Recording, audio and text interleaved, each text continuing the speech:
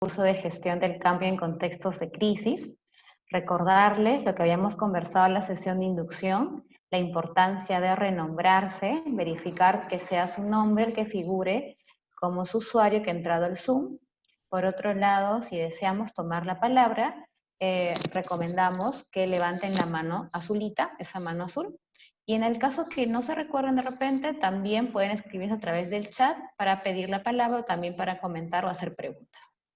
Bueno, profesor, proyectamos las PPT, por favor.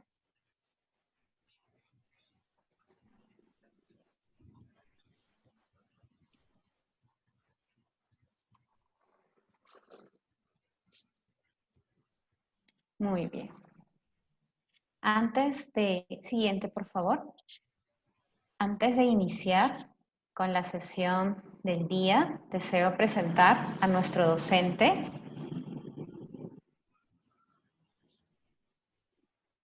Siguiente, por favor. El profesor Efraín Vilca es abogado y bachiller en Ingeniería Industrial con maestría en Administración de Empresas en ESAN y la Universidad de Quebec en Montreal. Tiene estudios doctorales en Ciencias Contables y Empresariales en la Universidad Nacional Mayor de San Marcos, estudios doctorales en Gobierno y Políticas Públicas en la Universidad San Martín de Porres y diplomatura en Gobernabilidad, Gerencia Política, Políticas Públicas e Interculturalidad. Cuenta con 25 años de experiencia profesional en la gestión de organizaciones públicas y privadas, así como en proyectos de cooperación internacional para el desarrollo. En los últimos años se ha desempeñado como consultor en proyectos financiados por el Banco Interamericano de Desarrollo, Banco Mundial y Comisión Europea. Asesor de la Jefatura de la Autoridad Nacional del Agua y director en el Ministerio de Agricultura y Riego. Adjunto de Dirección General en Ministerio de Salud, gerente legal en el sector saneamiento, coordinador de gestión pública y recursos humanos. Es docente universitario de posgrado, expositor, investigador y consultor en materias referidas a gestión administrativa pública, gestión de proyectos de desarrollo socioeconómico y gestión ambiental en la Universidad Nacional Mayor de San Marcos, Universidad San Ignacio de Loyola, Escuela Nacional de Administración Pública de Servir y otros. Bueno, sin más, cedo el pase al docente para poder dar inicio a la sesión del día de hoy. Muy buenas noches con todas y todos. Mi nombre es Efraín Vilca Sosa y en primer lugar quiero expresarle que para mí es un placer, un gusto en verdad tener la oportunidad de, más que ser su docente, compartir con ustedes o ser un facilitador de ideas para en conjunto poder analizar la gestión de cambio en un contexto de crisis. Creo particularmente que este tema es relevante en la situación actual. Al igual que ustedes, yo también soy funcionario público y si bien siempre creo que en el Estado ha habido la necesidad del cambio, en resumidas cuentas creo que las situaciones crisis desnudan mucho más nuestras debilidades y ponen en riesgo ya no solamente a veces actividades, sino incluso la sostenibilidad o la permanencia de algunas entidades, diría yo. En ese sentido, creo que para todos nosotros, y he visto la relación, y como le digo, para mí es un gusto, algunos de ustedes tal vez los conozco, saben que en la administración pública nos cruzamos seguido, y para mí es un honor poder estar con ustedes. Vamos a trabajar 24 horas en un tema que creo que, y espero que les sea de utilidad. Para explicarles cuál va a ser la dinámica del curso, en primer lugar, lo que le pedimos como una condición básica, una condición sine qua non, es que un poco tratemos de poner al lado las experiencias que tenemos. Yo sé que en el grupo de participantes hay personas que tienen una gran cantidad de experiencias y hay veces las experiencias lo que hacen es que nos atan, ¿no?, a determinados criterios, paradigmas, ideas.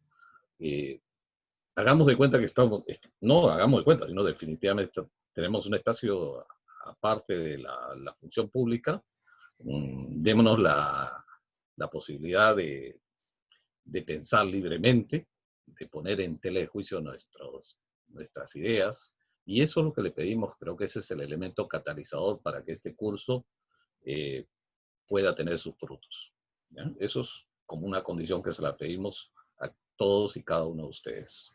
Esa posibilidad de dejar de repente por un momento esos aprendizajes que han tenido en el tiempo y ponerse a dudar y buscar nuevas alternativas.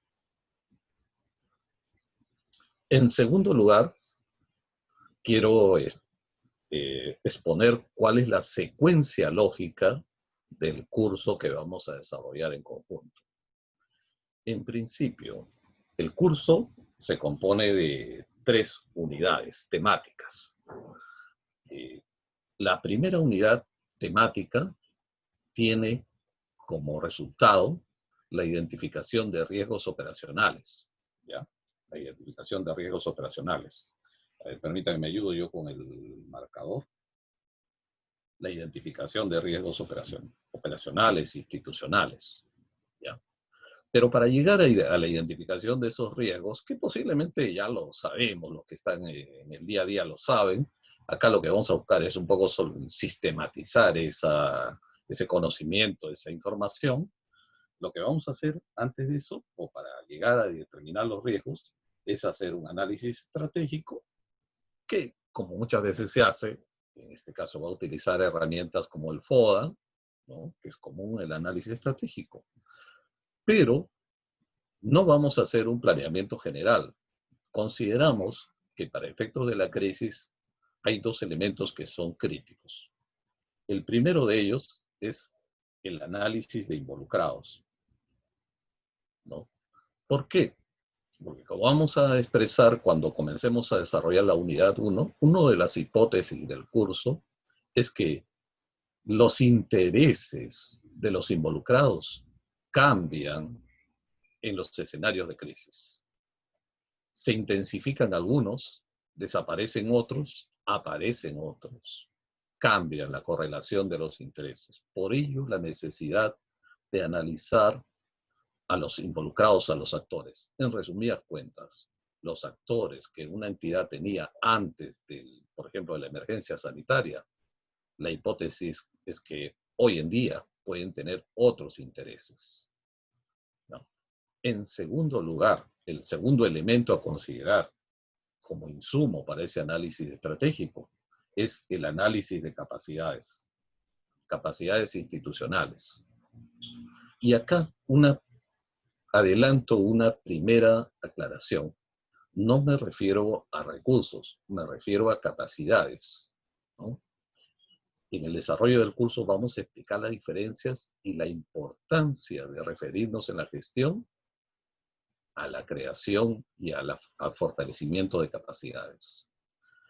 Podríamos decir que los involucrados me van a determinar qué se necesita cambiar o qué quieren cambiar. Ellos un poco que establecen, vamos a decir, la demanda, en tanto que la capacidad me va a permitir decir qué puedo cambiar.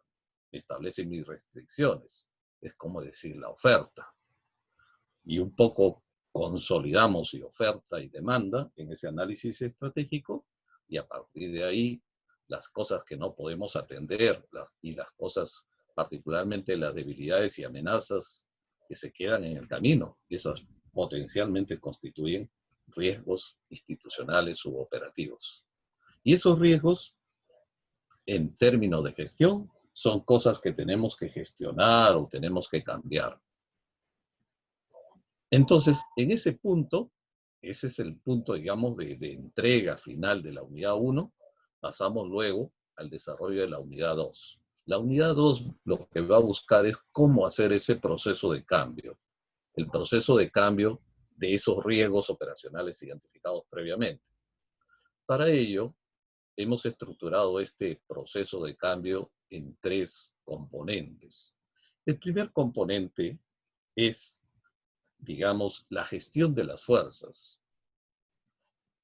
Ante cualquier proceso de cambio siempre va a haber fuerzas a favor y en contra. La hipótesis del curso es que debemos gestionarlas y para eso vamos a manejar una serie de alternativas estratégicas. El segundo componente de esta unidad va a ser la gestión de incentivos. Es la primera y esta sería el segundo componente, la gestión de incentivos.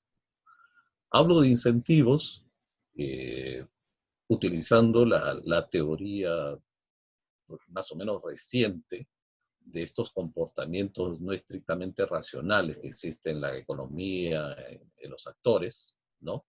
Esto que le llaman los empujoncitos, como le llaman en la gestión pública el término, que en resumidas cuentas son incentivos, ¿no? En base a cómo gestionamos las fuerzas y en base a qué incentivos vamos creando, diseñando, fortaleciendo, vamos a pasar al tercer elemento de este proceso de gestión del cambio, que es cómo cambiar, cuándo cambiar, ¿no? Con qué o con quién cambiar, ¿no? Este es el tercer, llamemos, componente de la unidad 2.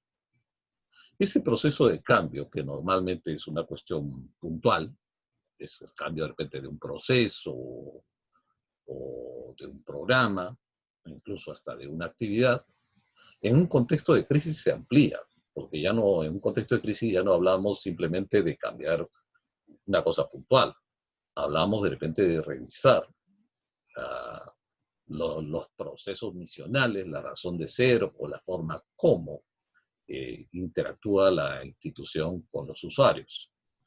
Entonces, utilizamos, digamos, esta experiencia que vamos a tener del proceso de cambio para luego proyectarlo, masificarlo en lo que sería el análisis de una crisis institucional, que es la unidad 3 del curso. Como solamente tenemos 24 horas, en verdad, tenemos que limitarnos, digamos, a lo esencial. Aquí, en esta crisis, hay dos instrumentos que deben ser, que son necesarios. Y esto lo hemos tomado un poco del sistema de gestión de riesgo de desastres. Uno es el plan de gestión de crisis y otro es el plan de continuidad de servicios o continuidad operativa, como también lo pueden llamar. Pero como los planes pueden ser muy amplios y obviamente no cabría la disponibilidad de tiempo que tiene el curso, vamos a utilizar la metodología del Balance Scorecard o denominado también el cuadro de mando integral, que es básicamente con formatos. Y concretamente nos vamos a referir a definir objetivos, acciones e indicadores, que son, digamos, la columna vertebral de cualquier plan. En este caso, con esta estructura vamos a armar estos dos planes, un plan de gestión de la crisis y un plan de continuidad de servicios. La diferencia entre uno y otro, se los explico de una vez, el plan de gestión de crisis es incluso desde la fase de identificación, la fase de prevención, es el ex antes suceda, en tanto que la continuidad es nuestra respuesta cuando comienza a suceder la crisis. Uno podría decir que uno es parte del otro, podría ser. Sin embargo, el plan de continuidad puede tener más elementos, ¿no? Como lo vamos a ver en su momento.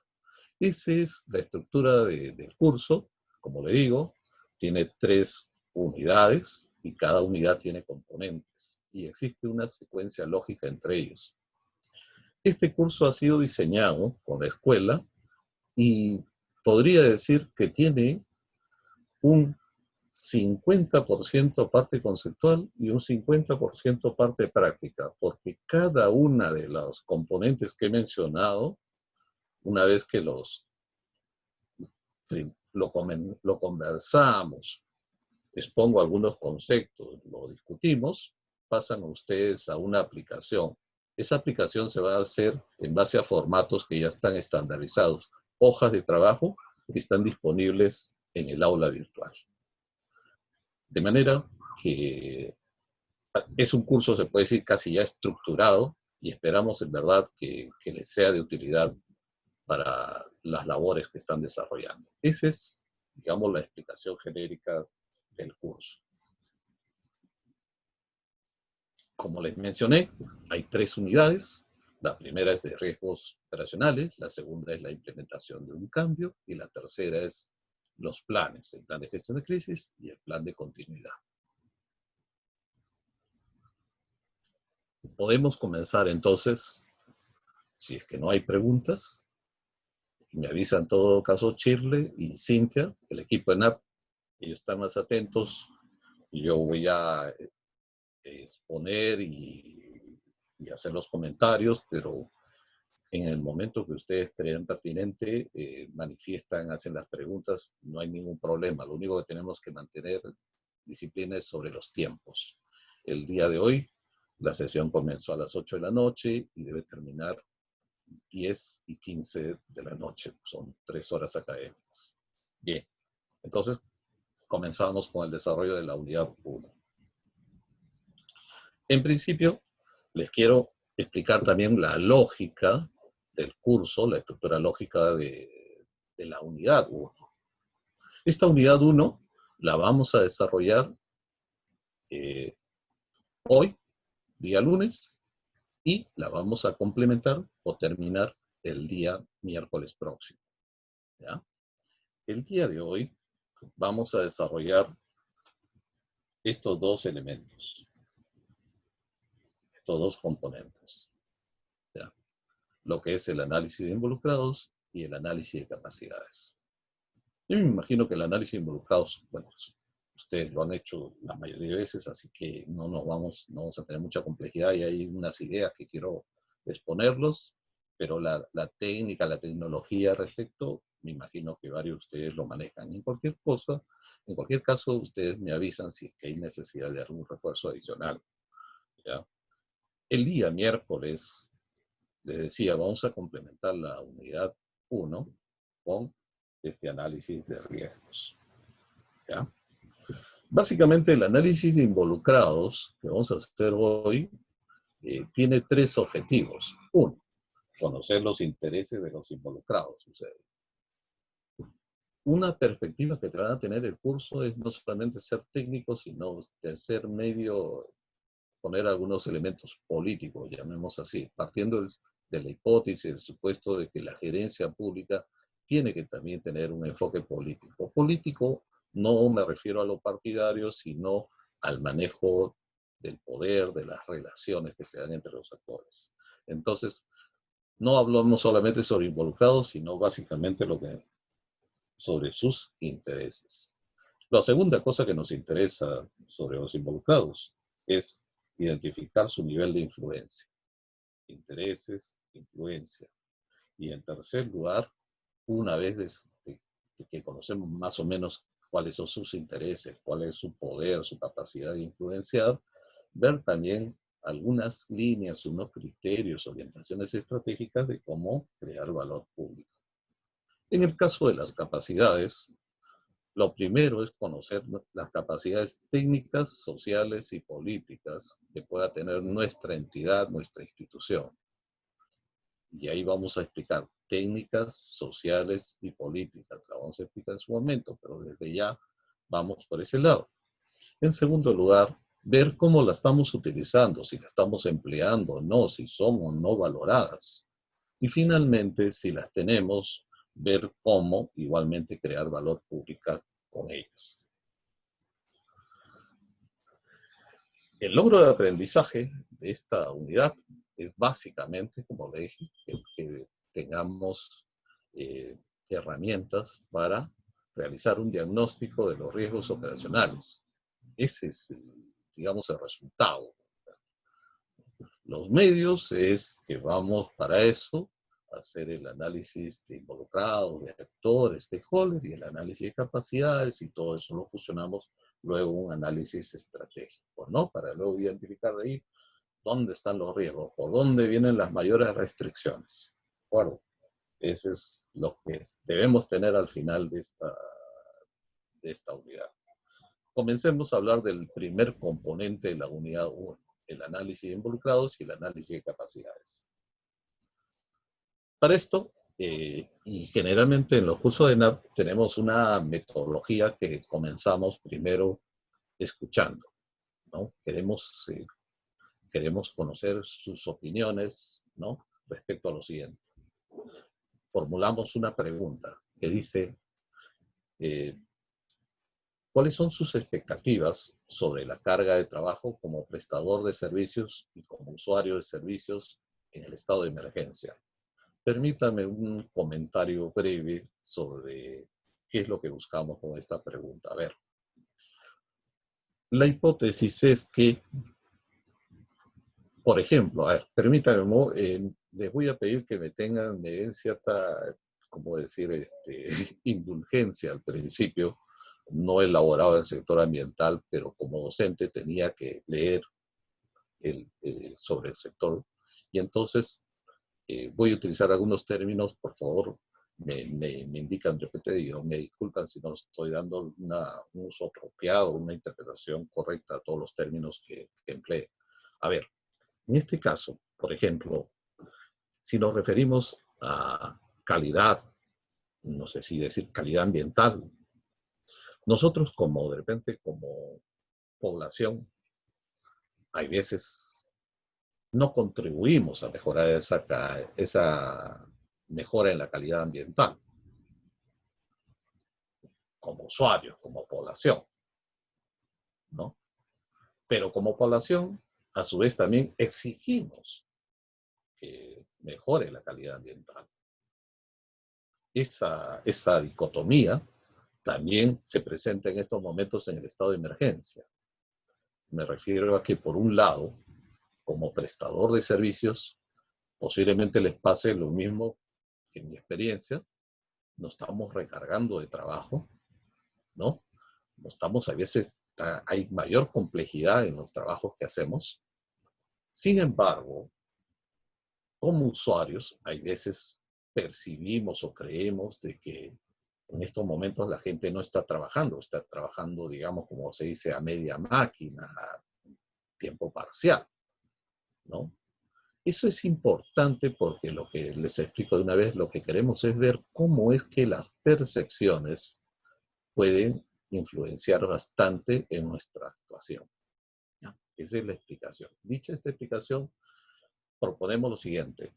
Repito la pregunta y luego Shirley me va a ayudar, va a abrir una pantalla y las respuestas que usted dé, ella la va a anotar y al final hacemos una especie de collage, una recopilación de sus respuestas. Repito la pregunta entonces. Shirley, presenta de una vez la pantalla, por favor. Sí, Sí. vamos a presentar ahora. Lo que vamos a hacer para hacerlo más participativo es que les vamos a enviar el enlace del Jamboard a ustedes en el chat y también en el WhatsApp del grupo. Por favor, ingresen a este chat y van a encontrar la misma pregunta en el Jamboard. Cuando ustedes, cuando ingresen, van a encontrar lo que voy a mostrar ahora. Van a encontrar la misma pregunta dividido sus expectativas como prestador de usuarios y también como usuarios del servicio por el lado derecho. Les pedimos por favor que solamente respondan con una respuesta. Recordemos, utilicemos el POSIT que figura acá en la nota adhesiva, se nos presenta esta ventana, escribimos y le ponemos guardar y ya aparece aquí. Por otro lado, les pedimos solamente que lo escriban, el equipo se va a encargar de moverlo para evitar de repente que se pueda borrar o modificar alguna información.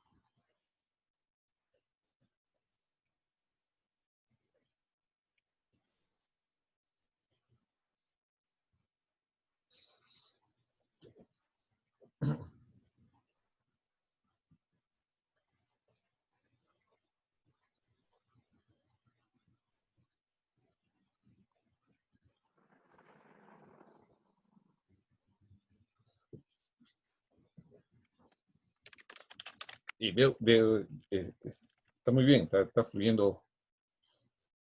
Tenemos dinámica en la participación. A ver, mayor carga, no hay horarios, mayor demanda de trabajo y con urgencia.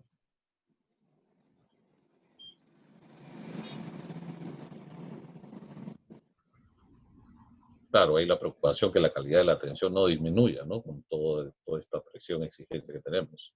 Por otro lado, la gente exige incluso ser mejor atendido. ¿Por qué? Porque hoy en día tiene más necesidades, ¿no? Más urgencia incluso también en sus necesidades. Y exigen atención oportuna, ¿no? Mayor carga laboral, garantizar servicios, ¿no?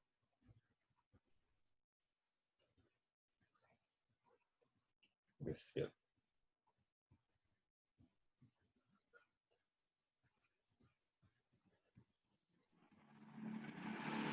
Hay una demanda reducida por emergencia, pero mayor complejidad por las medidas de emergencia. Demanda reducida por emergencia. Okay. Para los informáticos el trabajo se incrementó prácticamente 7 por 24. Sí. Cuerpo, alma, ¿no? Totalmente. Claro, la parte tecnológica, porque ahora ha girado mucho a todo lo que es virtual, digital, ¿no? Y eso va a continuar, lamentablemente. No lamentablemente, es un cambio positivo que incluso me gustaría comentar en el curso. Y eso, mientras va colocando, y eso comento que puede ser también un riesgo, ¿no? Porque hoy en día es una tendencia y si no sabe cómo usar la tendencia, potencialmente constituye un riesgo. Ok, excelente, tenemos bastantes ideas. A ver, bueno, Chile, creo que podemos continuar. Estás ordenando, tú ya tienes experiencia en esto. ¿Qué podemos concluir respecto a las ideas que ustedes han colocado, ¿no? Creo que coincidimos con lo que mencionaba al principio. Pareciera que como prestador de servicios, el común denominador es que se ha incrementado el trabajo, ¿no? Se ha incrementado el trabajo y como usuarios, ¿no? Exigimos aún más, ¿no? Exigimos no solamente más cosas, sino también con mayor urgencia, ¿no? En lo que ustedes ponen ahí, atención oportuna. Y también atención con mayor calidad. A ver, ¿cuál sería un poco la explicación de todo esto? Podríamos decir lo siguiente. A ver, ¿cómo podríamos? Ya, a ver, no, acá no tengo. Bien, se los voy a comentar así, no puedo hacer gráficas sobre la pizarra. Lo que sucede es lo siguiente, que en la crisis, obviamente, se generan nuevas necesidades y se generan sobre todo expectativas, ¿no? Esas expectativas lo que hacen es que incrementan la demanda en general, incrementan la demanda en general. Y por el lado de la oferta generalmente se reduce, particularmente se reduce cuando las instituciones no han estado preparadas. A ver, laboro en una institución donde hace una semana hicimos un breve análisis y tenemos solamente el 40% de las personas operativas, el 40%. y los procesos no han cambiado. Eso al final se traduce en que los que estén laborando en forma efectiva son los que tienen que desarrollar, tienen más carga de trabajo, ¿no? Entonces, acá el punto es lo siguiente, ¿no? Eh, eso es parte normal de un proceso de crisis. Y más o menos la respuesta es que sí, eso es lo que estamos viendo hoy en día, lo que ustedes han escrito es una de las manifestaciones de la crisis. ¿Qué pasa en la crisis? En resumidas cuentas, a ver, yo como prestador de servicios me siento con mayor carga. ¿Por qué? Porque la oferta, o sea, los recursos disponibles que tiene la entidad, en este caso el gobierno, son cada vez más insuficientes. Si antes eran insuficientes, ahora lo son más. ¿Y por qué sucede eso? ¿Por qué? Por el lado de la demanda, el requerimiento de los servicios, estos se han incrementado, ¿no? No solamente se han incrementado, sino en algunos casos han aparecido nuevas demandas, ¿no? Y eso es lo que, en cierto modo, podría explicar, podría ser parte del modelo explicativo de lo que ustedes están colocando en esta pizarra. Precisamente en el curso vamos a ver por qué suceden esas cosas, para luego entrar a los componentes que le dije. Perfecto, Cherny. Pasamos, entonces, ¿me permites retomar la presentación? Excelente.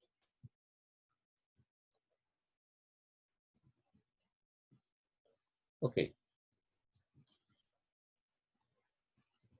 Hace ya unos meses, esto salió creo hacia mayo, en la consultora McKinsey, salió un artículo interesante que decía algo así: el futuro no es lo que solía ser o no va a ser lo que solía ser, ¿no?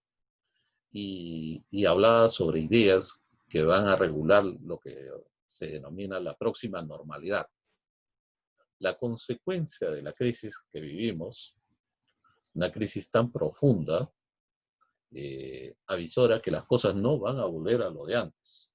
Entonces, a ese nuevo futuro le denominan en términos generales nueva normalidad, próxima normalidad. Lo interesante de este estudio, del cual he extraído las ideas fuerza, mencionaba que hay seis nuevas dinámicas que está dejando esta crisis. Y se las expongo para que lo vayan luego evaluando de cómo esto impacta a sus organizaciones. En primer lugar, se dice en el estudio que la distancia ha vuelto. O sea, un nuevo criterio es la distancia. Eso no es un tema que va a terminar ahora con la vacuna, sino según en todo caso, las hipótesis que se manejan en el estudio, la distancia va a ser parte de los procesos. En general, ¿a qué me estoy refiriendo? Que los procesos se van a hacer virtuales, ya no presenciales. O sea, eso implica que tenemos en el fondo, esto se va a expresar en un efecto, la despersonalización, la virtualización de los procesos, porque en todo esto hay el tiempo de tiempo. Antes, nuestros procesos son, decíamos, sincrónicos en tiempo y espacio, y ahora tendrán que ser asincrónicos, ¿no? No solamente diría el tema de distancia, sino también el tema del tiempo. Primera cosa. Segundo, vital las capacidades de resiliencia y eficiencia. Resiliencia creo que es obvio, es nuestra capacidad de recuperarnos de las crisis, porque creo que acertadamente se piensa que esta es una crisis y cada vez puede haber mayor probabilidad de crisis, ¿no? Es como un proceso que estaríamos viviendo, ¿no? Sobre el tema de eficiencia, sí me gustaría discutirlo más. En el estudio hablan de que una de las prioridades va a ser la eficiencia. Lo dejo con interrogantes para ver si esa es en verdad la prioridad, ¿no? En tercer lugar, habla de la economía sin contacto, ¿no? La economía sin contacto general. Esto es interesante. Hay, por ejemplo, estudios sobre economía colaborativa que vamos a mencionar en el curso, que por ejemplo me va a dar sustento para reforzar el tema de capacidades. Sabemos un ejemplo rápido más, ¿no? Producto de la tecnología, y nos vamos a apoyar ahí participantes que son del área de tecnología, por ejemplo, en economía colaborativa partimos de que hay un excedentes de factores productivos que no son utilizados. Para esta clase leía un artículo donde decían, por ejemplo, del tema de los automóviles, el 84% del tiempo los automóviles son tiempos muertos, por así decirlo. O sea, no son productivos.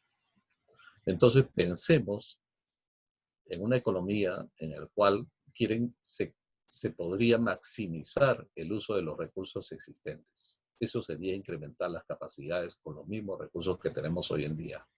Con el apoyo de tecnología se podría hacer. Vamos a comentar más en detalle en su momento. Un cuarto elemento, y esto es interesante, dice la consultora también, que se avisora que va a haber mayor intervención gubernamental en la economía. Interesante. Ese mayor control va a ir también por esa mayor intervención va a ir vinculado de repente a una mayor fiscalización hacia las organizaciones empresariales, ¿no? ¿Y por qué lo dicen? Porque en nuestra forma de pensar siempre vamos a buscar atribuir las crisis, los problemas a alguien. Entonces, ¿a quién le vamos a atribuir la crisis del COVID? Entonces, por ahí deduce que se va a atribuir digamos, a la actividad económica y por ello es la necesidad de hacer una mayor fiscalización sobre las empresas, sobre las organizaciones. Definitivamente va a haber cambios en las estructuras de la industria, en el comportamiento de los consumidores, obvio, y obviamente también en los sectores, ¿ya? Al final, creo que esta es la parte más interesante, es que en toda esta nueva dinámica siempre habrá lados positivos. Miren, no he tenido, por también temas de tiempo, no he colocado una lámina que me pareció interesante. Hace unos días vi, por ejemplo, un artículo que escribían sobre cuál es el comportamiento de esta crisis del COVID, y normalmente hablan de comportamientos tipo que le llaman B, donde hay una caída rápida y una recuperación rápida.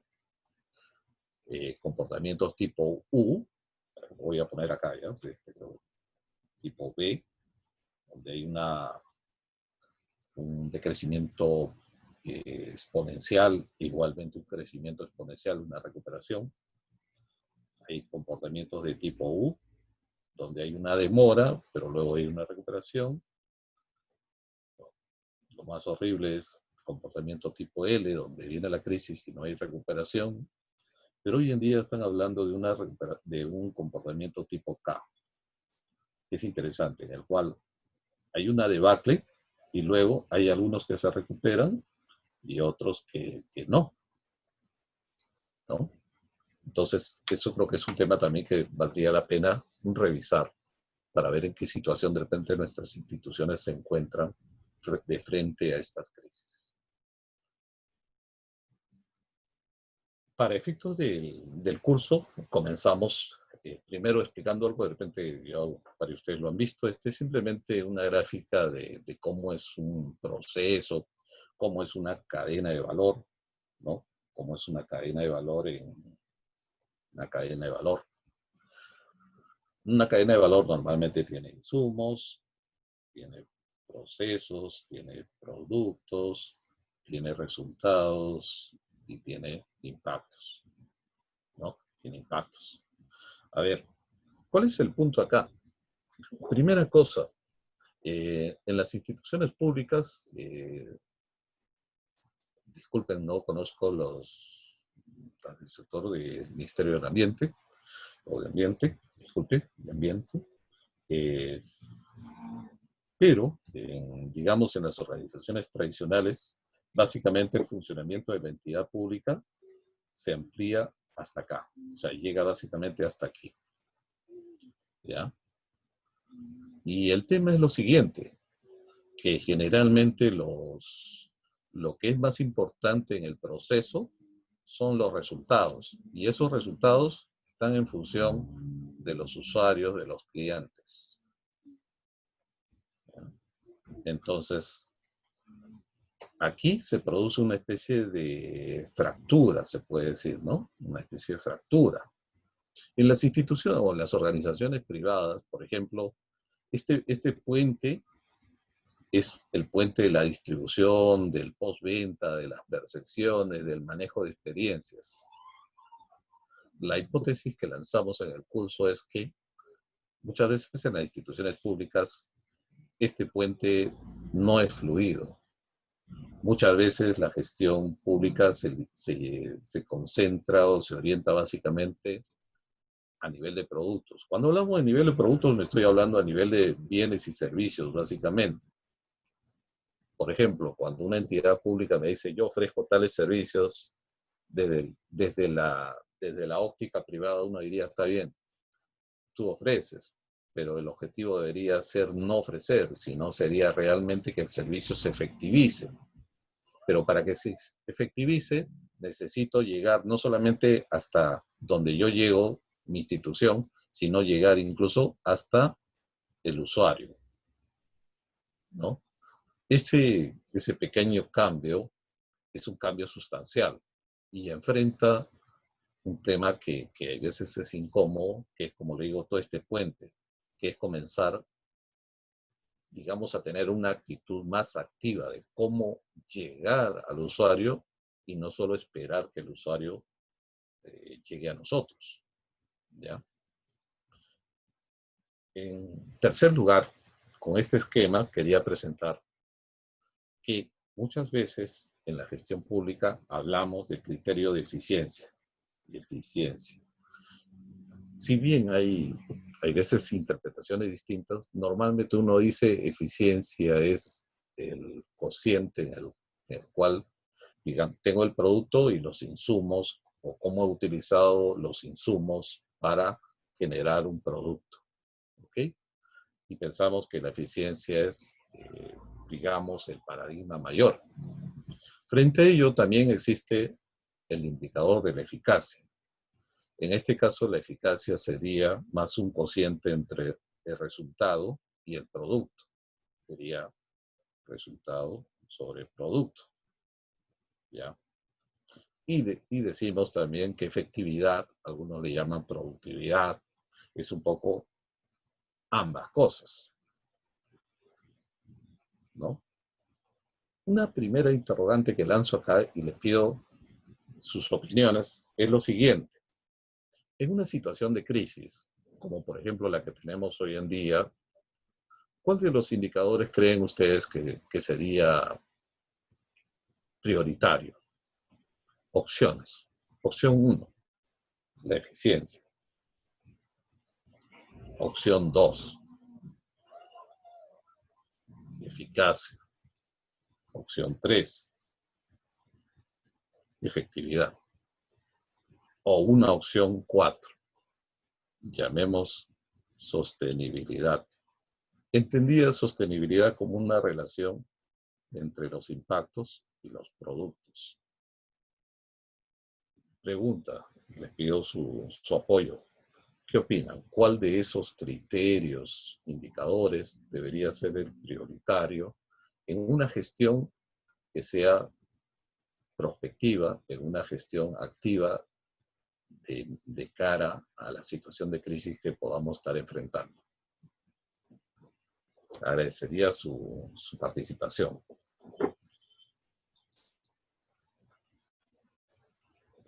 A ver si me permiten de repente. Eficacia, dice Jorge Manuel. Eficacia, ¿sí? Ya. Primero eficiencia, dice Nancy Chauca, en paralelo hacia la sostenibilidad. Primero eficiencia. ¿Ok? Y David coincide con Jorge que decía eficacia, ¿cierto? Perfecto. En crisis, eficacia. Así es. En crisis, eficacia. ¿No? Eficacia, eficacia. Sí, ya creo que no hay mucho que discutir, ¿no? Casos, recursos, crisis. En el caso de José Álvarez coincide con Nancy, que creo que Nancy iba por el lado más de eficiencia. Bueno, a ver, en primer lugar, son decisiones que cada uno tiene que asumir, pero yo me sumaría a los participantes que han opinado en la línea de la eficacia, ¿no? ¿Y por qué? Porque sabemos que en una situación de crisis las demandas se incrementan. Así es, Luis. Las demandas se incrementan y la gente exige respuestas ya, prontas. Y otro problema, que las personas, los usuarios, no están mirando lo que pasa acá. Los usuarios no muchas veces desconocen lo que sucede aquí en el funcionamiento de la entidad pública. Exigen cosas. De manera que su indicador es saber si que lo que exigen lo reciben, ¿no? O si lo que exigen se lo entregan. Y ese, el indicador que tiene ambos componentes es el indicador de eficacia. Y efectivamente, como uno de sus colegas mencionó, de repente la alternativa o la lógica sería eficacia en el corto plazo, y de repente eficiencia, ¿no? En el mediano plazo, ¿no? ¿Por qué? Porque tampoco podemos ser eficaces siempre, ¿no? La eficacia por sí sola no garantiza un uso racional, optimizado de los recursos. En una situación de crisis se produce una especie de ciclo vicioso en el cual también hay más gastos y recuerden que también hay más recortes, lo que estamos viviendo hoy en día. Entonces, si planteamos la eficacia, eso tendría que ser necesariamente en un corto plazo, pero en un mediano plazo necesariamente tenemos que recuperar la orientación hacia la eficiencia, ¿no? Eh, y en el largo plazo, la propuesta sería que tenemos que hablar de sostenibilidad. ¿Y por qué sostenibilidad? Porque, a ver, ¿estamos pensando que después de la crisis las cosas van a ser iguales o similares a lo que teníamos antes o que va a haber un cambio drástico? Yo diría, si están pensando que los cambios van a ser drásticos y que la situación ya no va a volver al estado que teníamos antes de, entonces no podríamos estar asumiendo las mismas herramientas, las mismas medidas. Tendríamos que construir hacia el futuro, crear nuevas condiciones. Y esas nuevas condiciones le darían sostenibilidad al modelo. Entonces, podríamos decir que en el largo plazo, de repente, estaríamos hablando de más un indicador de sostenibilidad. ¿Qué es el indicador de sostenibilidad? Como le dije, es más o menos ver cómo los bienes y servicios que nosotros entregamos como entidad pública pueden contribuir a generar impactos positivos en el futuro, ¿no? No solamente resultados en el corto plazo, sino también en el mediano, en el largo plazo.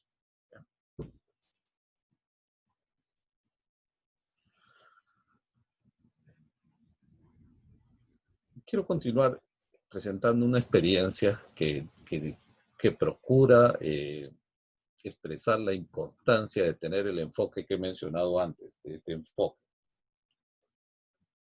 Que si bien se ha repetido bastante, esto es parte de lo que le llamamos gestión por resultados, que comenzó con el tema de la gestión de presupuesto por resultados, ¿no? Sin embargo, observo que sigue habiendo experiencias en las cuales se evidencia que no está plasmada ese enfoque. Uno de ellos los conocí, estuve laborando como 1 año y medio en el sector salud y conocí una experiencia que me llamó la atención. La experiencia se llama Ahorromet. Ahorromet es algo muy sencillo, es un aplicativo web móvil, lo puedes bajar a tu celular y lo que permite es ubicar las medicinas que tú buscas en las farmacias y ver incluso en qué farmacia se encuentra al menor costo. Solución sencilla, solución que puede tener valor, accesible y todo. aparentemente un gol, un éxito. Pero en términos fácticos, reales, no lo fue. Y la evidencia sería, ¿cuántos de ustedes han escuchado de este aplicativo, Borromé? Porque todos en algún momento hemos requerido adquirir medicamentos, insumos. ¿Cuántos lo han utilizado? A ver, pregunto. Me acabo de enterar, dice Maribel, ¿cierto? Maribel, te comento que yo incluso estando 1 año y medio me enteré al año.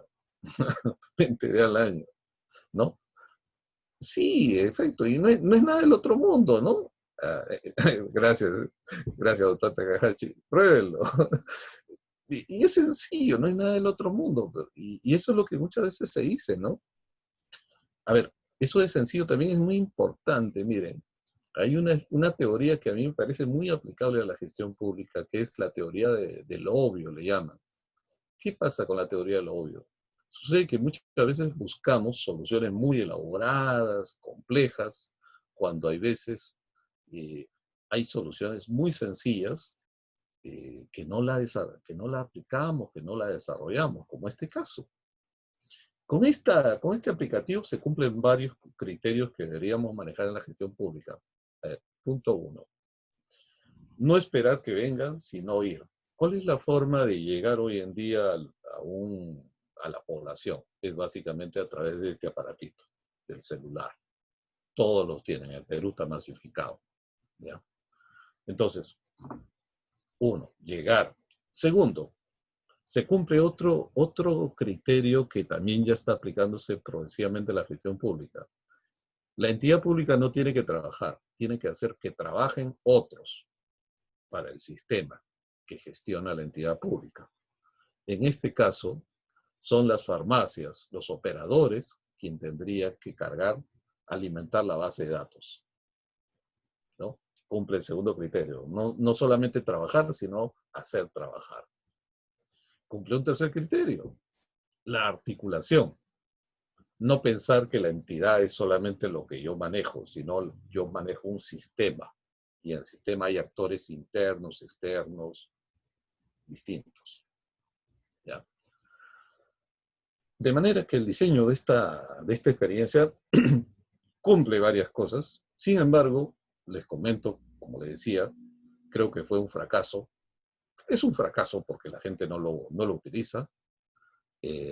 Ahora dice, da mensajes de que no hay información para los documentos que provee. Procedo a desinstalar. Claro, lo que pasa es que, doctor Takahashi, lo que ha sucedido es de que esta herramienta lo crearon hace 3 años, sí, más o menos 3 años. Y como cualquier cosa en el ciclo de vida, cuando uno comienza algo con expectativas y luego no rinde sus frutos, progresivamente lo desalimenta. Entonces, esta experiencia, si es que no ha respondido en 3 años, o lo hacen un relanzamiento, ¿no? Una mejora sustancial, y lo vuelven a lanzar, o, como usted ha hecho, lo desinstala, ¿no? Pero le comento, ¿cuál creen, ¿cuál creen que haya sido la causa de este error? ¿Por qué es que este aplicativo que tenía una buena estructura no ha dado los resultados esperados? ¿Por qué creen? A ver, si desean también pueden hacer uso de la palabra, no es solamente por mensaje. Podemos tomar algunas intervenciones. Falta de difusión, dice Sonia. Sí, faltó difusión, definitivamente. Ahora, algo que les voy a pedir en el curso, como vamos a hacer análisis estratégico, uno de los conceptos es no fijarnos en los medios, sino siempre ir más allá, ver más allá. En este caso, efectivamente, faltó información, faltó difusión. ¿Pero por qué faltó difusión? Por ejemplo, cuando alguien tiene muy claro en su concepción este esquema, o sea, cuando alguien con claridad sabe que cuando gestiona todo esto, ¿uno se puede olvidar de difundir? Creo que no. Creo que es fácil olvidarse cuando solamente crees que estás gestionando este lado de acá. Infiero que en el momento que hicieron el diseño de esta herramienta, no tuvieron una perspectiva que vaya incluyendo a los usuarios. Se concentraron en generar un aplicativo, o sea, un producto. El error es que de repente debieron haber visto cómo incorporar a los usuarios, a los beneficiarios. Y cuando yo digo esto, necesariamente acá tenía que haber habido difusión. Exacto. No basta con tener una herramienta buena. Debe pensarse cómo involucrar. La palabra clave, la idea fuerza que les dejo en este punto ya, como, digamos, como una de esas primeras piedritas, es la palabra siempre involucrar. Involucrar. ¿Qué es lo que pasa? Uno lo mínimo que tiene que hacer es involucrar, pero definitivamente no involucras cuando uno piensa que el mundo está solamente hasta acá, en el área verde. Entonces, ese de repente puede haber sido, no hubo un correcto involucramiento exacto, pero, ¿sabe, mi estimado? No hay un correcto involucramiento cuando no estás pensando que tienes que involucrar. Entonces, ni identificación de involucrados, efectivamente, ¿no? Ni los intereses, o sea, esto sí se puede rescatar. Incluso presento a Adri esta experiencia de la Ahorromet, porque creo que la lógica que tiene se puede proyectar a distintos sectores. En el sector agricultura, por ejemplo, hay un aplicativo semejante donde aparentemente uno puede consultar cuál es el precio de los principales alimentos. No sé, no he revisado el detalle, pero no sé si por mercados o solamente en el mercado mayorista, ¿no? Hay una dirección general que se dedica al manejo de todas esas estadísticas y alimentar la base de datos. ¿Cuánto de nosotros lo utilizamos? ¿No? Claro, el problema ahí es de repente están esperando de que nosotros consultemos. Y ahí debería entrar el paradigma que le decía, en la nueva gestión pública debemos asegurarnos de llegar y no esperar que ellos vengan a nosotros. Pero bueno, vamos avanzando, porque hay varios temas que tampoco quiero aburrirlos, de seguro que ya han escuchado varias de estas ideas en oportunidades anteriores. Entonces, a partir de esa experiencia de Ahorromet, que parecía bonito, pero sin embargo no caminó bien, la pregunta es ¿qué falló? Y entonces lo que decimos falló, que no vieron en forma integral, no vieron el proceso completo y sobre todo no aseguraron la creación de valor público. Y entonces, ¿qué es lo que hay que hacer para asegurar el valor público? Les traigo acá una vieja teoría que de repente ya la han visto, digo vieja porque ya tiene más de 30 años, pero creo que es muy sencilla y siempre vale la pena recordarla. Es la famosa teoría del triángulo estratégico de Moore, ¿ya? Es un libro de los 80 ¿no? Pero que básicamente dice lo siguiente: para crear valor público, dice por una parte que tiene que haber tres componentes, pero no solamente tres componentes, yo diría tiene que haber una dinámica. La dinámica es la siguiente. En primer lugar, tiene que haber una propuesta de valor. Voy a ponerle otro color. En primer lugar, tiene que haber una propuesta de valor. ¿Cuándo tengo una propuesta de valor? ¿Quién determina el valor? El valor está en función de ¿qué? A ver, está en función de, vamos a poner alternativas, de la entidad pública o está en función de los usuarios. De los usuarios. De los usuarios, así es. Nos duele, ese es el problema. A mí me formaron en una escuela de gerencia donde 30 años atrás imaginaba que nosotros teníamos que crear valor público, asegurarlo y todo. Pero después de haber caminado en experiencia de desarrollo social, todo es definitivamente los usuarios.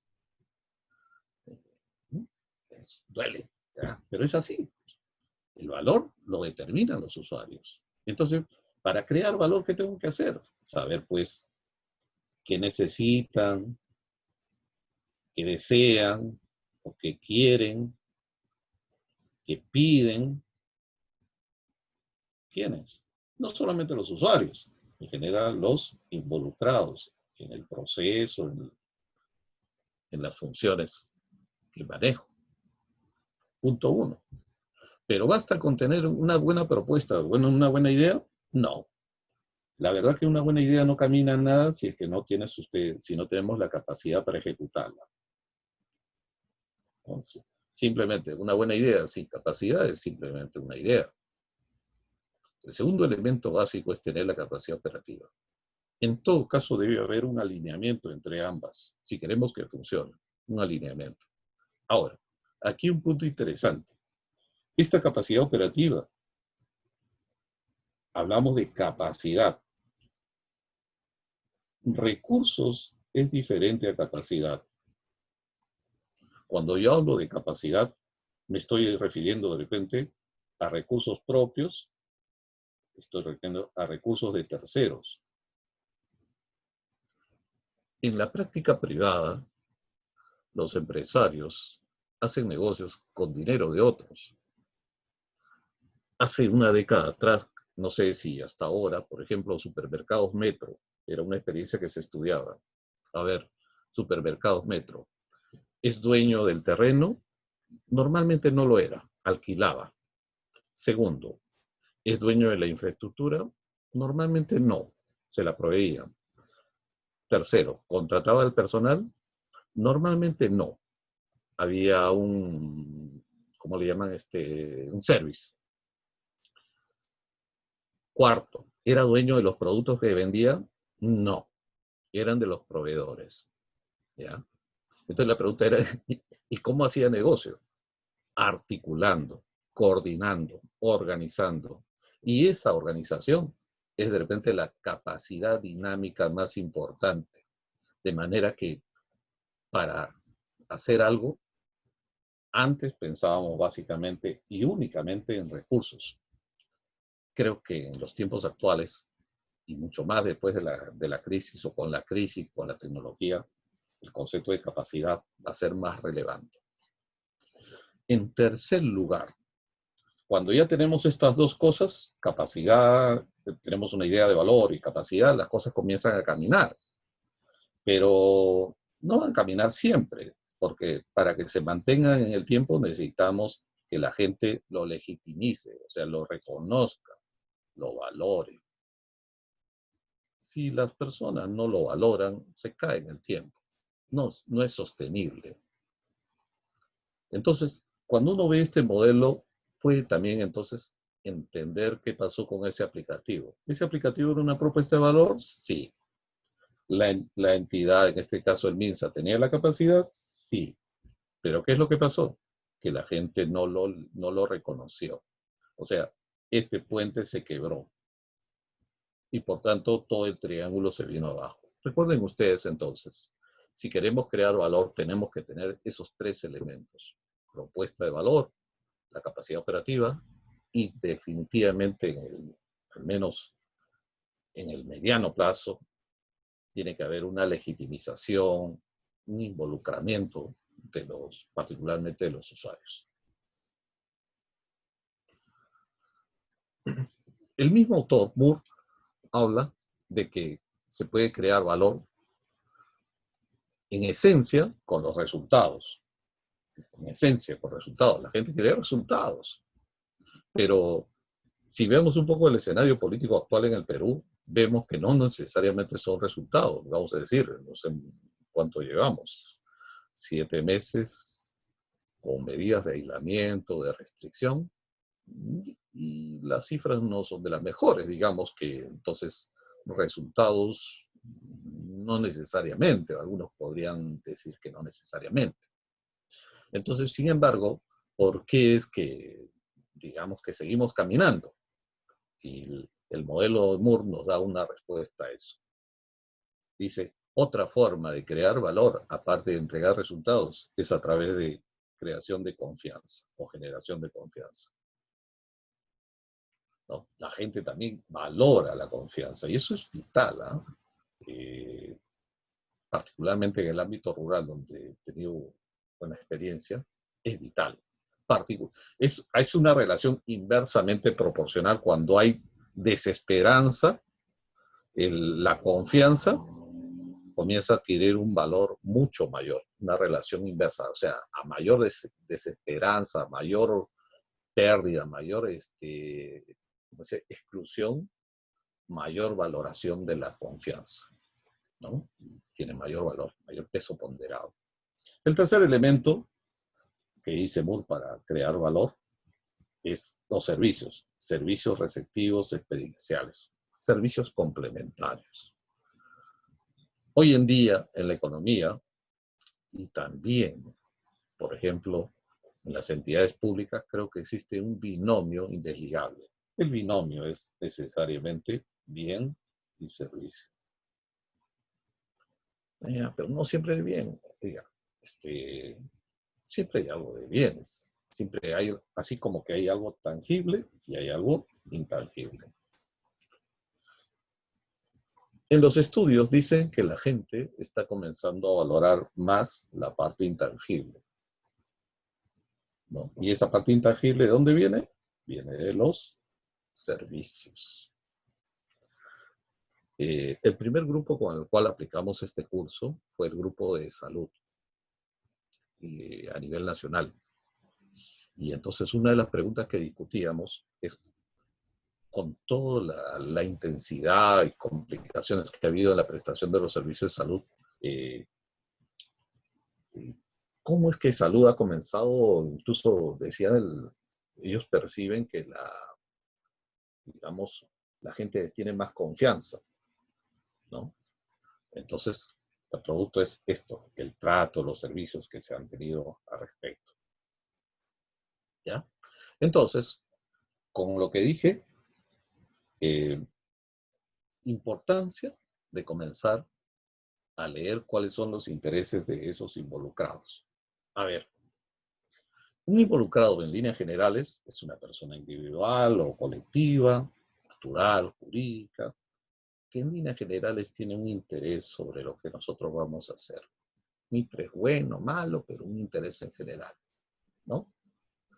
Y entonces, ¿por qué tenemos que revisar, analizar, evaluarlos a ellos? ¿Por qué? Porque si partimos del concepto de que estamos en un sistema por naturaleza es un conjunto de elementos, exacto, involucrados, interesados, stakeholder, actores, términos sinónimos, ¿no? Efectivamente. Pero ¿por qué le decía que es importante revisar ellos? ¿Por qué? Porque si partimos de un enfoque sistémico, debemos reconocer que todos los elementos son interdependientes, que es una cualidad de los sistemas. Y como tal, la interdependencia quiere decir que lo que hagan ellos de alguna forma puede influenciar sobre mi actuación. Obviamente, en forma agregada, colectiva, el impacto puede ser mucho mayor. ¿Cómo vamos a evaluar esos involucrados? Como le dije, esta parte, asumo que varios, de alguna forma directa o indirecta, ya la han practicado. Este análisis de involucrados lo vamos a hacer con matrices. Hemos preparado unas hojas de trabajo al respecto. Y básicamente lo que vamos a identificar es el nivel de influencia que ellos podrían ejercer, son escenarios, que podrían ejercer sobre una entidad pública. Obviamente, para determinar antes esa influencia, necesito saber cuáles son sus intereses, cuál es su poder y también ir teniendo ideas de cómo incidir sobre ellos. Profesor, Sí. hay una pregunta de Sergio Reyes. ¿Involucrado es lo mismo que interesado o stakeholder? Siempre, Sergio, gracias por la pregunta. Sergio, siempre, a veces cuando uno consulta textos, puede haber alguna diferencia de conceptualización. Yo diría para nuestros efectos son términos similares, entendiéndose que cuando hablamos de involucrado es en general cualquier actor o fuerza, digo así, en general fuerza, eh, que, que siente, que percibe, incluso percibe, ¿eh? Que no, o sea, que no necesariamente tenga que tener una injerencia ahí, sino que él se imagina, percibe que tiene un interés sobre el tema que estás resolviendo, sobre el proyecto que quiere desarrollar o sobre las funciones que estás desarrollando, ¿no? Bajo ese concepto, esa definición, yo diría que, Sergio, efectivamente podríamos decir que serían sinónimos el término involucrados, interesados, stakeholder, actores, entre otros. Bien, para hacer este análisis, decíamos, vamos a utilizar unas matrices que básicamente le vamos a pedir que identifiquen para, digamos, algo que les preocupa en la entidad pública, van a trabajar en grupo, para algo que les interesa en la entidad pública, van a identificar a los involucrados, ¿no? Paso siguiente, van a identificar sus intereses. Hemos puesto, creo, la posibilidad hasta que puedan identificar 2 intereses por cada uno de los involucrados, ¿ya? En la vida real hay muchos más. Un involucrado puede tener más intereses, ¿no? Incluso hay veces es medio contradictorio. Pero en este caso, en el formato, le hemos pedido 1, máximo 2 intereses por involucrados. ¿Ya? Paso siguiente, vamos a evaluar a esos involucrados. Y para eso utilizamos la matriz que es muy común, que es simplemente evaluar su posición, que quiere decir saber si el involucrado estaría a favor o en contra, estaría, digo, deducciones, inferencias que ustedes deben hacer, si estaría a favor o en contra de el proceso que ustedes están manejando. No, por ejemplo, si me dicen, me imagino, usted, ¿cómo se puede decir? No sé si es fiscalización ambiental, por decir, ¿no? Y estamos hablando de minería ilegal, ¿no? Entonces, obviamente que son involucrados, ¿no? Porque tienen un interés y obviamente su posición será en contra. El siguiente elemento es el poder. El poder es la capacidad que tiene ese involucrado para poder influenciar en la entidad pública. Y en tercer lugar es su interés. El interés está determinado por la percepción que tiene ese involucrado sobre cuánto le puede afectar las decisiones, los procesos que adopte la entidad pública.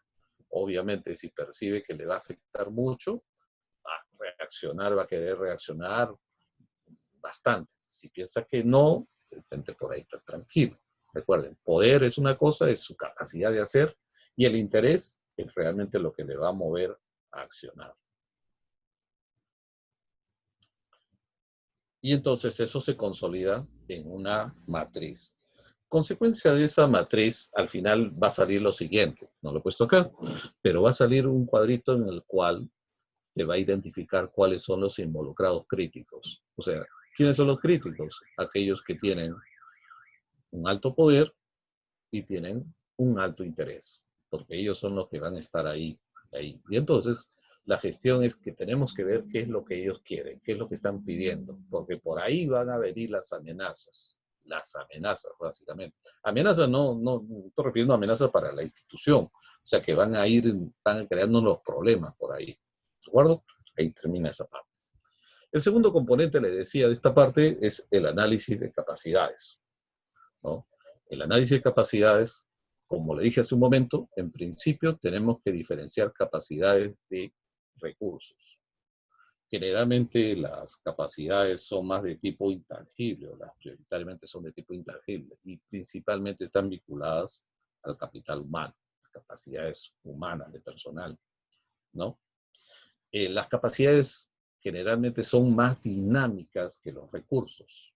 ¿Por qué? Porque, por ejemplo, las capacidades que yo tenía antes de la pandemia tal vez no son tan eficaces, no son tan útiles como las que se requieren en la situación de crisis. Entonces, digamos, hay una relación mucho más dinámica en las capacidades, ¿no?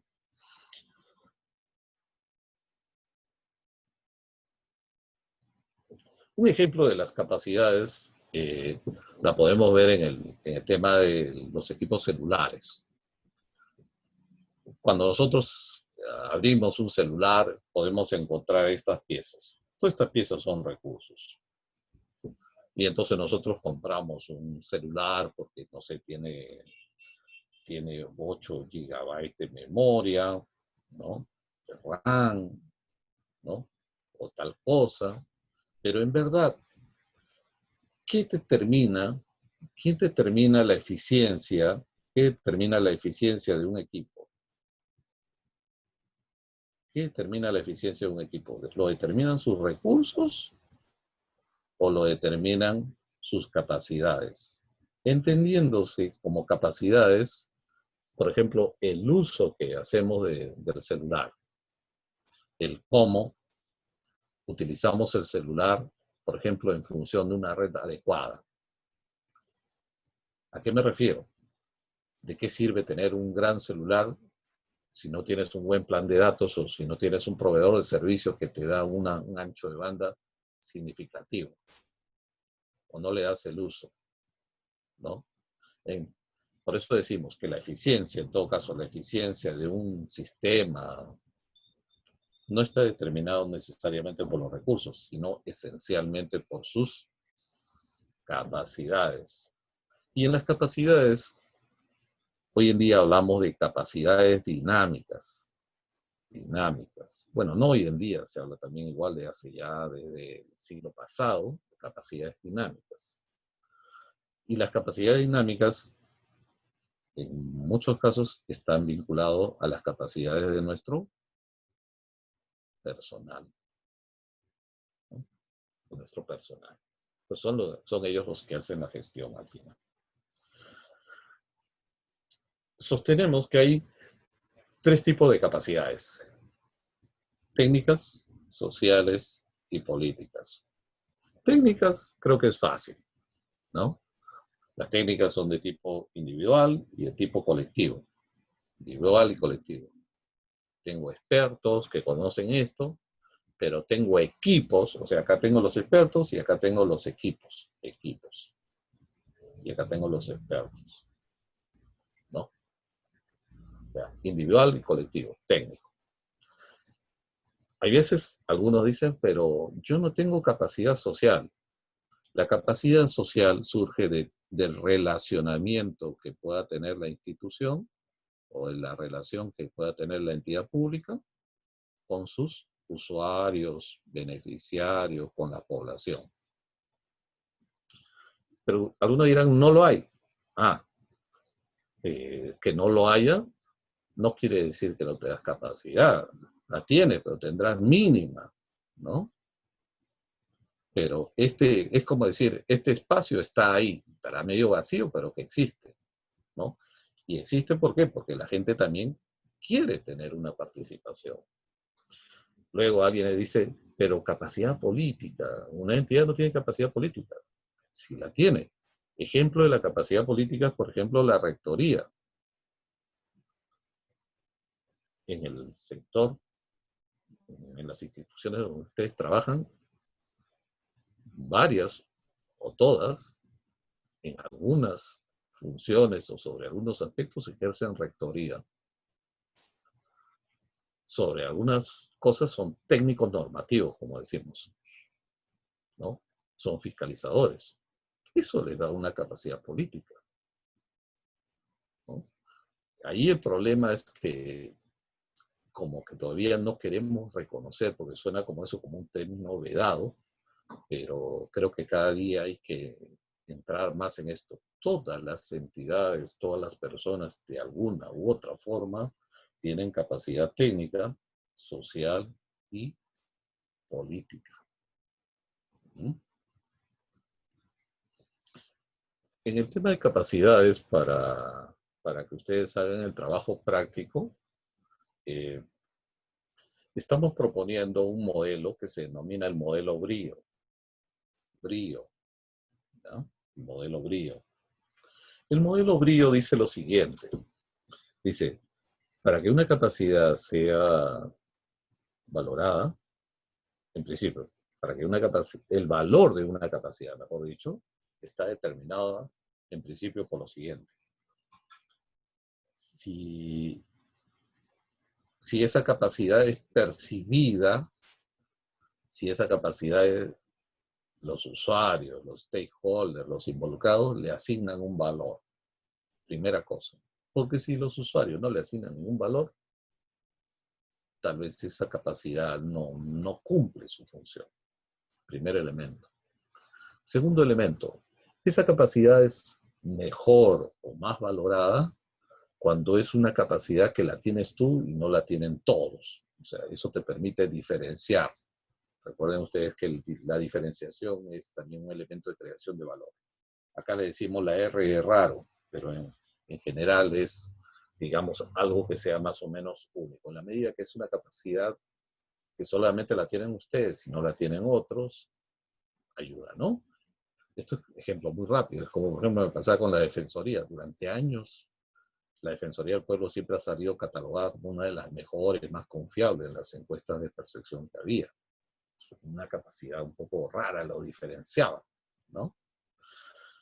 El tercer elemento, que esta capacidad sea insustituible, ilimitable. ¿Por qué? Porque entonces ya no solamente te permite diferenciar, sino al ser insustituible quiere decir que en el tiempo no te van a equiparar, o sea, es decir, te permite diferenciarte hoy día y en el futuro, porque no es fácil digamos, de reemplazar, ¿no?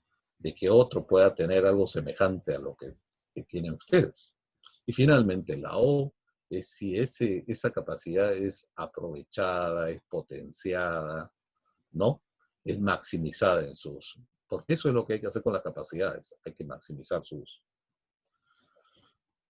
Bien, para ir cerrando esta parte y entrar al tema, al trabajo, a la parte práctica, simplemente decir que una muestra, por ejemplo, esto lo preparamos también para el equipo de salud. Decíamos, en ese entonces había ido la presidenta ejecutiva de salud a Huánuco, creo que fue, y decíamos que, por ejemplo, en ese escenario también se había creado valor de la siguiente forma. Se crea valor, por ejemplo, ¿no? Cuando se articula, se coordina, ya sea objetivos, proyectos, actividades, se crea valor cuando se involucra a otros actores, se crea valor cuando, por ejemplo, se ejerce rectoría y se hace relacionamiento con otros actores, se crea valor cuando se genera confianza, etc. No con ánimos de que sean las ideas centrales, simplemente para resumir y entrar a la parte práctica, a la explicación de la actividad de evaluación, quería sintetizar diciendo lo siguiente. Esta es la lógica al final, o esta es la secuencia de lo que he procurado explicar en esta hora, casi esta hora digamos, explicación conceptual. Punto 1. Es vital, comenzamos así, a partir de que nuestra responsabilidad en la gestión es todo el proceso completo que implica resultados e impactos, es vital involucrar en nuestros procesos de gestión a los usuarios, beneficiarios, a la población que nos corresponda. Eso no es fácil porque normalmente ahí se produce una especie de fractura y hay una serie de elementos que juegan a veces en contra. Pero comenzar a hacer eso parte de ir conociendo a mayor profundidad cuáles son los reales intereses de esos beneficiarios, de esos involucrados.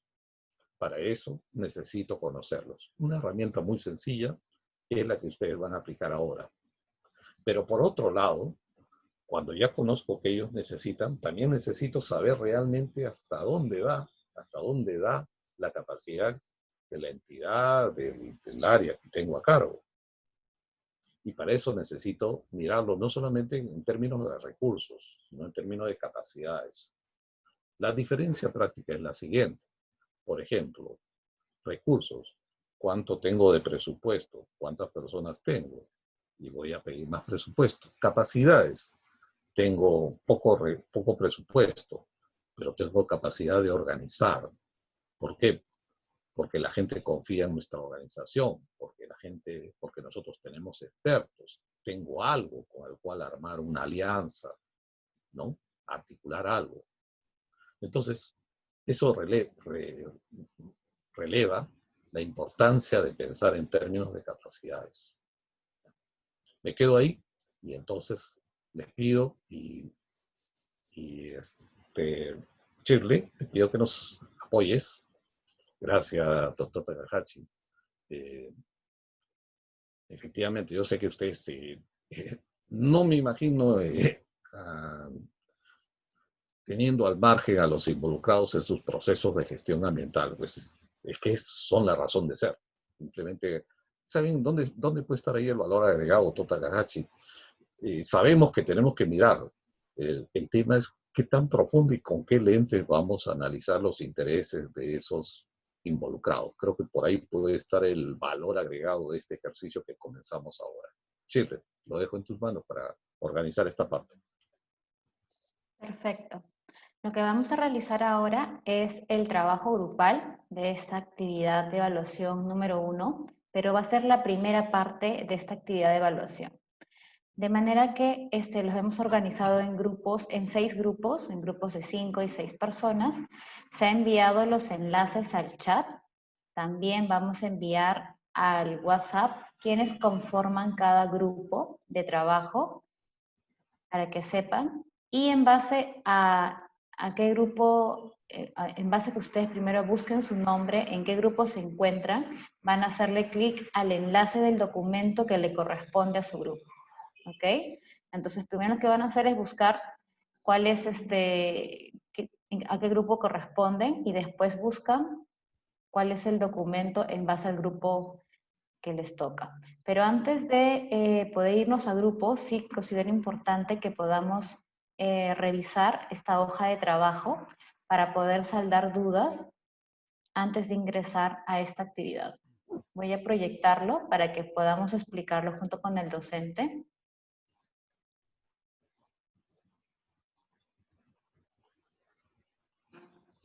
Profesor. Ok, sí, gracias.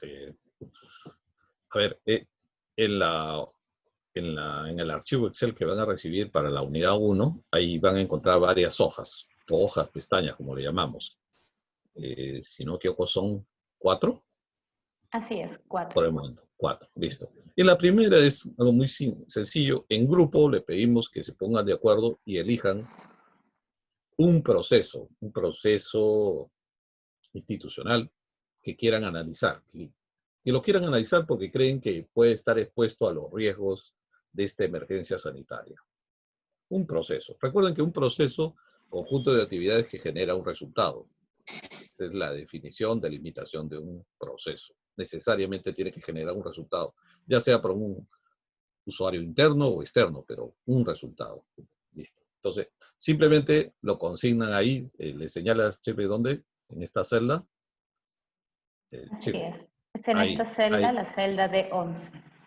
así es. Ahí lo registran, lo escriben. También en esta parte le pedimos que anoten los integrantes del grupo, los que estén presentes, ¿no? Que participan de forma activa. Así es. Así es. Eso es simple. Y luego pasamos a la segunda hoja. En la segunda hoja aparece nuevamente el proceso, pero el proceso se va a copiar en automático de allá, están vinculados. Lo que tenemos que hacer acá es identificar involucrados, ¿ya? Hemos puesto inicialmente 4 involucrados, pero si ustedes pueden agregar, con la experiencia que tienen, no dudo que le va a ser fácil ahí. Y recuerden que involucrados son todos aquellos que tienen un interés. ¿Sobre qué? Sobre el proceso que mencionaron poco antes. Y para cada uno de esos involucrados identifiquen mínimo un interés. Exacto, ahí donde está remarcando Chévere. Paso siguiente, en la matriz inferior, se van a copiar esos involucrados y tenemos que hacer la evaluación, como les mencioné hace un momento. Esa evaluación se hace en función de 3 factores. Primero, posición, que significa si están a favor o en contra. Si está a favor, le ponen +1 o 1, y si está en contra, le ponen -1. Luego, el siguiente factor es poder. Poder es su capacidad de influenciar. Por ejemplo, si son una junta de usuarios, si son un sindicato, una confederación, tendrán poder alto. Cuando el poder es alto, le ponen 5, y cuando el poder es muy bajo, pondrán 1. O sea, del 1 al 5. La graduación es 1, 2, 3, 4, 5, teniéndose en cuenta siempre 5 como muy alto y 1 como muy bajo. La misma calificación o el mismo sistema de calificación lo van a tener para el interés. Recuerden que el interés es la percepción que creen que pueda tener invocado sobre cómo le va a afectar las decisiones de la entidad pública. ¿Ya? Y el valor de influencia se va a calcular en automático, que es simplemente el producto de los 3 factores, y en función de eso se va a catalogar el nivel de influencia. Si el nivel de influencia le sale muy grave, ¿no? Muy grave, normalmente sale muy grave cuando uno tiene valor de 15 a 25, entonces eso quiere decir que esos actores son los que tenemos que estudiar, ¿no? Leer más sus intereses, porque ellos pueden ser los más influyentes sobre el proceso que estamos manejando.